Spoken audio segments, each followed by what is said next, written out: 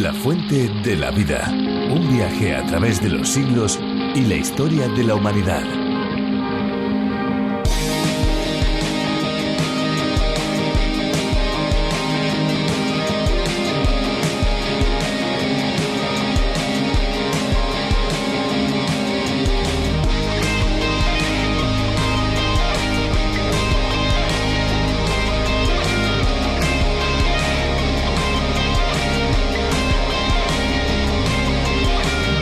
La playa es la diversión de muchas familias. Cuando llega el verano y sube la temperatura, miles de personas se desplazan a las costas para poder disfrutar del agua del mar, aunque los hay que prefieren los ríos y los lagos. Pero al ir a estos sitios debemos ser responsables y no arrojar basura al agua. Es esencial un adecuado cuidado del agua de mar y de ríos para evitar su contaminación.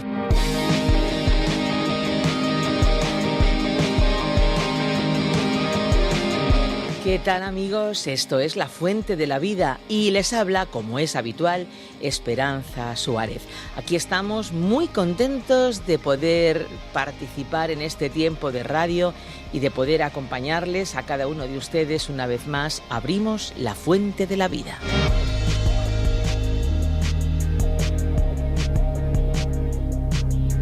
Este sin duda es un tiempo de descubrimiento, y es que la Biblia es un libro muy especial. No sé si lo han experimentado ya, pero es que, imagínense, en ella encontramos historia, encontramos poesía, encontramos cartas, crónicas. En otras palabras, la Biblia es una verdadera biblioteca compuesta por diversos libros de todo tipo de estilos. Y claro, yo me paro a pensar, vamos a ver, ¿cómo es una biblioteca? ¿Lo visualizan? Todas esas estanterías llenas de volúmenes, de libros, de escritos, de palabras, de letras, volúmenes y volúmenes de conocimiento impreso en tantas hojas. ¡Ay! ¿Quién pudiera tener todo el tiempo del mundo para consultar tantas y tantas obras maravillosas? Pero qué bueno es saber que nosotros damos la opción y la posibilidad de tener a su alcance la Biblia. Porque la Biblia es, podríamos decir, más concisa, aunque eso sí, larga, pero la podemos estudiar poco a poco. Y para eso estamos nosotros, para estudiarla en este tiempo de radio juntos. Y es lo que hacemos en esta ocasión, no solo a través de las ondas de radio, sino también con todos aquellos que acompañan los podcasts del programa en lafuentedelavida.com o con las aplicaciones a través de la Biblia y RTM 360. Tomando decisiones acertadas alcanzaremos resultados mejores. Meditar es lo más indicado cuando se nos presentan diferentes posibilidades a elegir. Meditar siguiendo una pauta establecida es mejor todavía. Meditar en las enseñanzas de Dios, desde luego, es la mejor forma que podemos encontrar para tomar las mejores decisiones. Y la oración es la forma que tenemos para hablar con Dios. Jesucristo en su Sermón del Monte nos da consejos muy prácticos y muy buenos, y entre ellos está el saber actuar correctamente y tomar las mejores decisiones. Hay diversas consecuencias al actuar y elegir mal. Hoy conoceremos más de estas cuestiones escuchando a Virgilio Bagnoni. Si desean acompañarnos en la lectura bíblica, estamos en el capítulo 7 del libro de Mateo. Pues vamos allá. La fuente de la vida. Hoy consideraremos Mateo capítulo 7.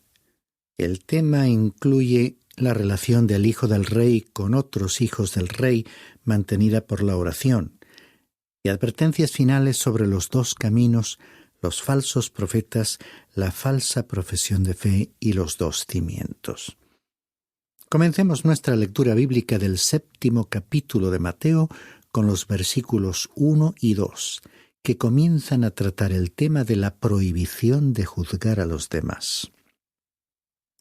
No juzguéis para que no seáis juzgados, porque con el juicio con que juzguéis seréis juzgados, y con la medida con que midáis se os medirá. Estos versículos han sido mal interpretados. El término juzgar puede significar decidir, opinar, creer, considerar, afirmar después de comparar, etc. En este pasaje no se dice que a un hijo de Dios se le prohíbe juzgar a otras personas. Lo que significa realmente es que no debemos juzgar los motivos internos de los demás en el sentido de condenarlos. No sabemos ni comprendemos por qué otro hijo de Dios, es decir, un hermano nuestro, ha actuado de cierta manera. Solamente vemos el acto exterior. Dios no nos prohíbe que juzguemos las acciones buenas o malas, pero el caso es que si eres duro en tus juicios sobre los demás, serás conocido como una persona severa en su examen de otros y que también será juzgada estricta y rigurosamente por los demás. Esto es lo que el Señor quiso enseñarnos con estas palabras. Continuemos leyendo los versículos 3 al 5. ¿Y por qué miras la mota que está en el ojo de tu hermano y no te das cuenta de la viga que está en tu propio ojo? ¿O cómo puedes decir a tu hermano, déjame sacarte la mota del ojo, cuando la viga está en tu ojo?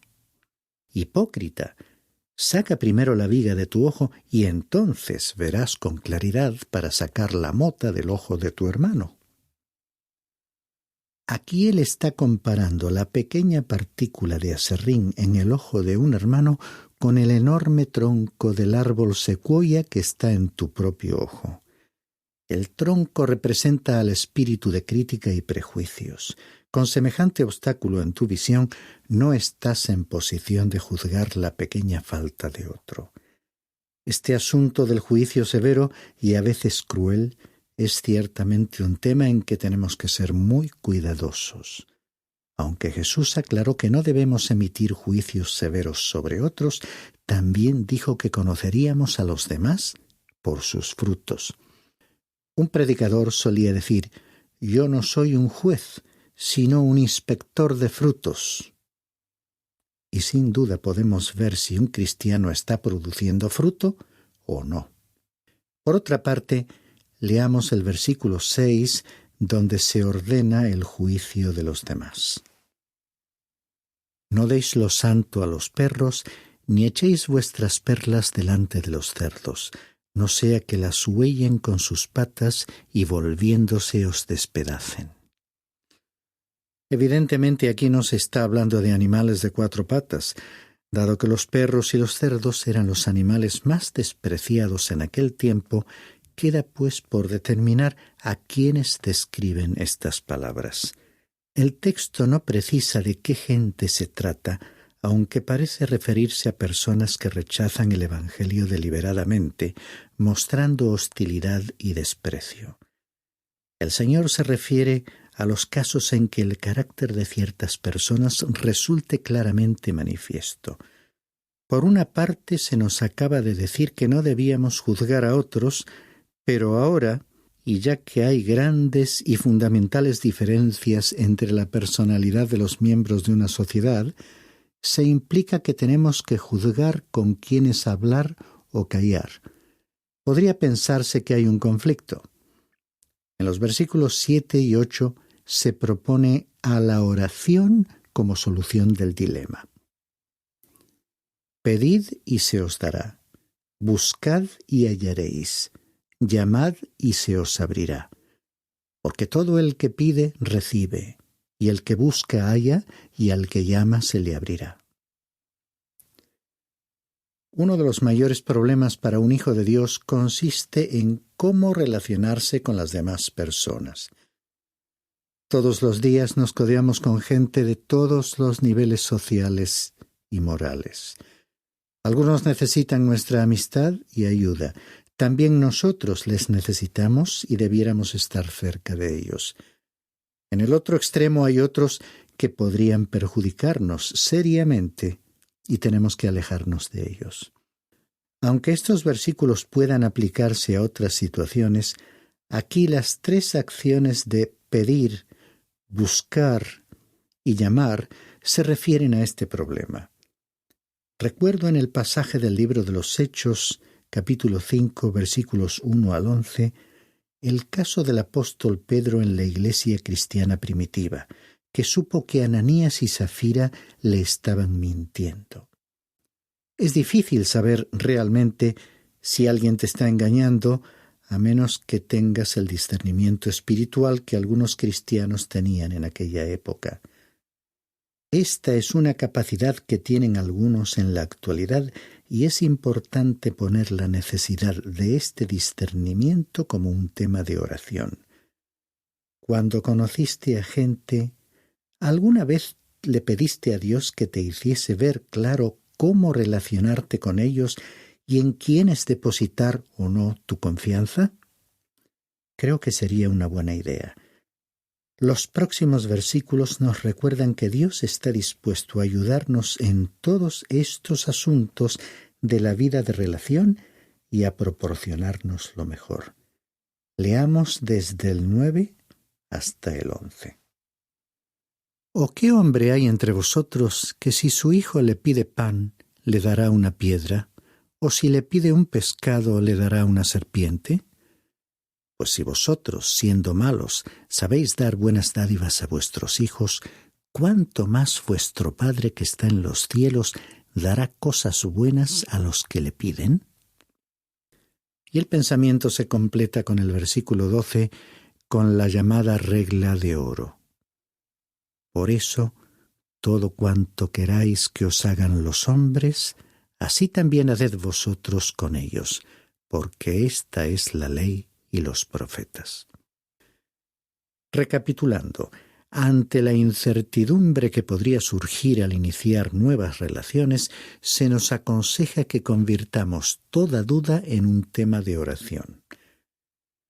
La expresión inicial de este versículo 12, por eso, relaciona esta regla de oro con las sugerencias precedentes, es decir, con lo que pedimos en nuestras oraciones. No se debe entresacar la regla de oro y decir que uno vive de acuerdo con ella.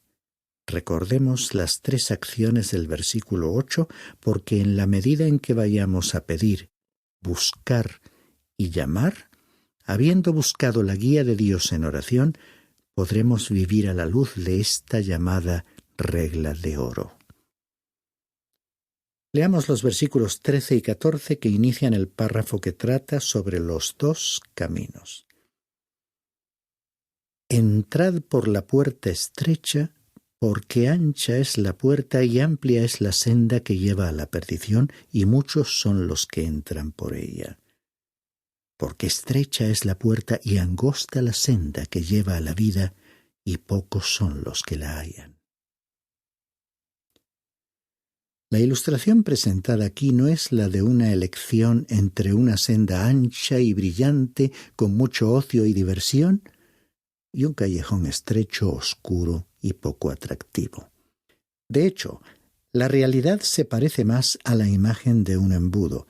Si entras en el camino con forma de embudo por el extremo ancho, verás que al avanzar se va estrechando hasta llegar a la muerte, la destrucción y el infierno.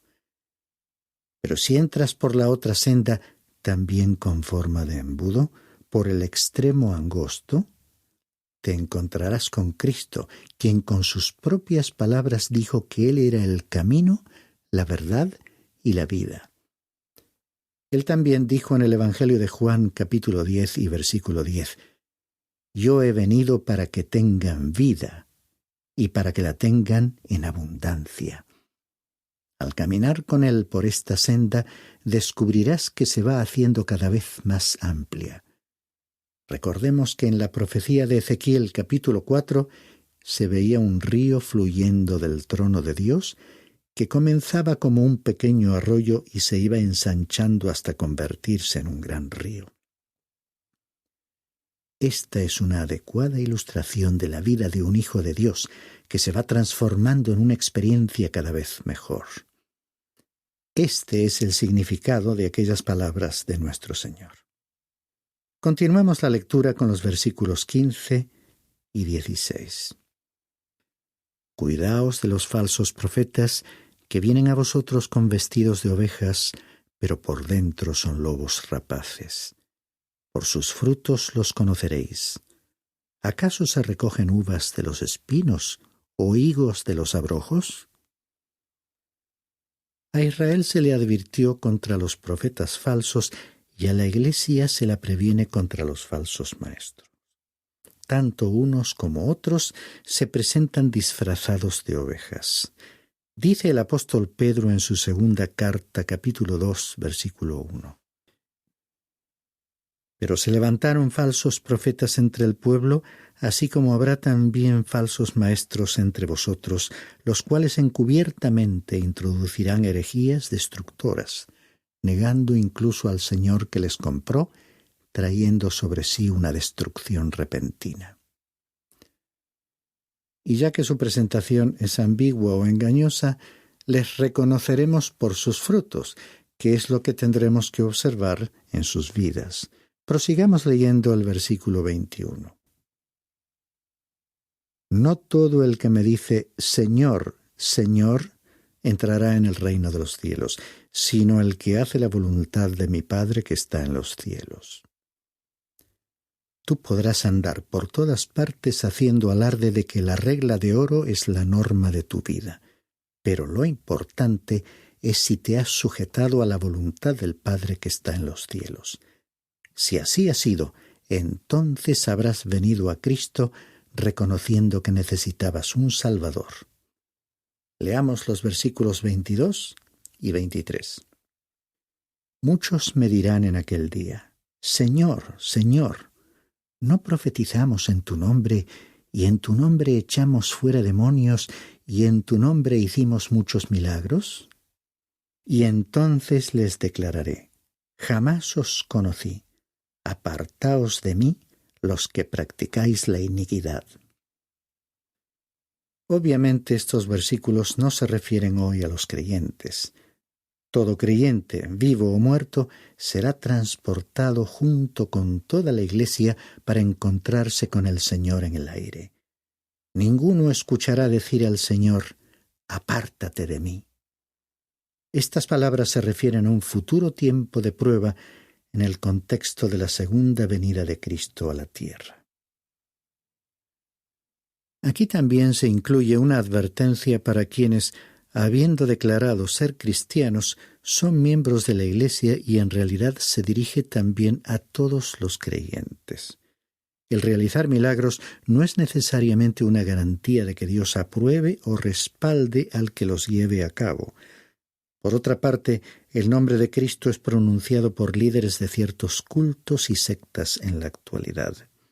El hecho de que se utilice el nombre de Cristo y la Biblia no constituye una prueba de que un sistema sea genuino. Porque no se trata de una declaración exterior. Lo vital y sumamente importante es tener una relación interior con el Cristo crucificado y Salvador resucitado. Comencemos la lectura del último párrafo titulado Los dos cimientos. Leamos los versículos 24 y 25. Por tanto, cualquiera que oye estas palabras mías y las pone en práctica, será semejante a un hombre sabio que edificó su casa sobre la roca. Y cayó la lluvia, vinieron los torrentes, soplaron los vientos y azotaron aquella casa, pero no se cayó, porque había sido fundada sobre la roca. Si has venido a Cristo, sabrás que Él es el fundamento. Como dice el apóstol Pablo en su primera carta a los Corintios, capítulo 3, versículo 11, pues nadie puede poner otro fundamento que el que ya está puesto, el cual es Jesucristo. Cuando te encuentras apoyado en Cristo, puedes construir sobre ese cimiento. Cediendo el control del Espíritu Santo, puedes edificar una vida que la Biblia compara con el oro, la plata y las piedras preciosas. Pero también hay otra clase de edificio. Leamos los versículos 26 y 27. Y todo el que oye estas palabras mías y no las pone en práctica, será semejante a un hombre insensato que edificó su casa sobre la arena. Y cayó la lluvia, vinieron los torrentes, soplaron los vientos y azotaron aquella casa, y cayó, y grande fue su destrucción. ¿Qué representa aquí la arena? Es la bondad y el esfuerzo humanos. Es la antigua debilidad de la naturaleza humana. Estimado oyente, tú necesitas algo mucho mejor que lo que esa naturaleza, con su pecado y sus deseos, te puede ofrecer. El evangelista Mateo concluye esta sección con las palabras que se encuentran en los versículos 28 y 29. Cuando Jesús terminó estas palabras, las multitudes se admiraban de su enseñanza, porque les enseñaba como uno que tiene autoridad y no como sus escribas. El Señor Jesús era un maestro que enseñaba con autoridad. No estaba precisamente repitiendo algo que había leído. Tú y yo tenemos que reconocer que no tenemos nada que valga la pena decir, a menos que lo dicho sea expresado con la autoridad de la palabra de Dios y a no ser que creamos que es la palabra de Dios. No nos interesa que alguien nos transmita una serie de teorías que no ha probado en su propia experiencia. Lo que hoy tenemos para comunicar es un evangelio, un mensaje de buenas noticias, un mensaje de salvación. Sabemos que funciona porque ha actuado positivamente en el caso nuestro, y lo hemos visto surtir efecto en las vidas de muchísimas personas que han acudido a Cristo aceptando su invitación. El Sermón del Monte es una parte magnífica de las Sagradas Escrituras. No lo evites. Correctamente leído y entendido, te conducirá a la persona de Jesucristo. Te mostrará que no estás a la altura de sus preceptos. Te revelará que eres débil y culpable. Te hará clamar por misericordia y te llevará a Cristo para recibir la salvación. Cuando aceptes a Cristo como Salvador, Él te dará el Espíritu Santo, quien te capacitará para vivir en este alto nivel que está reflejado en este discurso de Jesús.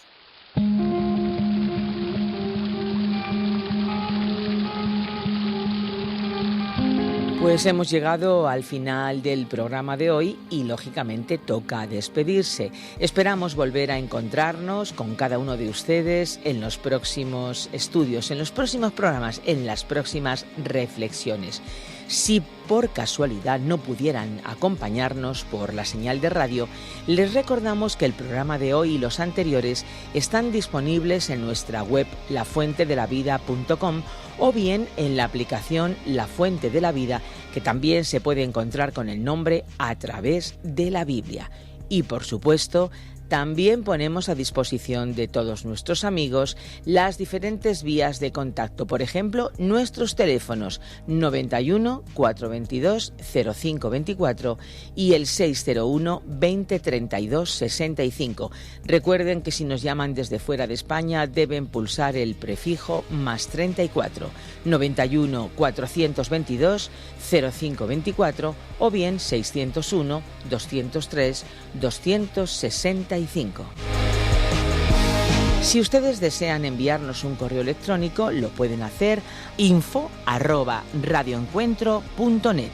Y ya pues nada más que darles las gracias por acompañarnos y recordarles, eso sí, también que no se me olvide que pueden compartir el programa a través de las redes sociales. Estamos en Facebook, difúndanlo para que más y más personas puedan escuchar y disfrutar de esta fuente de la vida. Porque, amigos, no es una fuente cualquiera. Esta es una fuente de agua viva que nunca se agota. Beba de ella. Muchas gracias por ver este vídeo. Suscríbete al canal si aún no lo has hecho y activa las notificaciones para no perderte las novedades de la fuente de la vida. Te esperamos. Este ha sido un programa de Radio Transmundial producido por Radio Encuentro, Radio Cadena de Vida.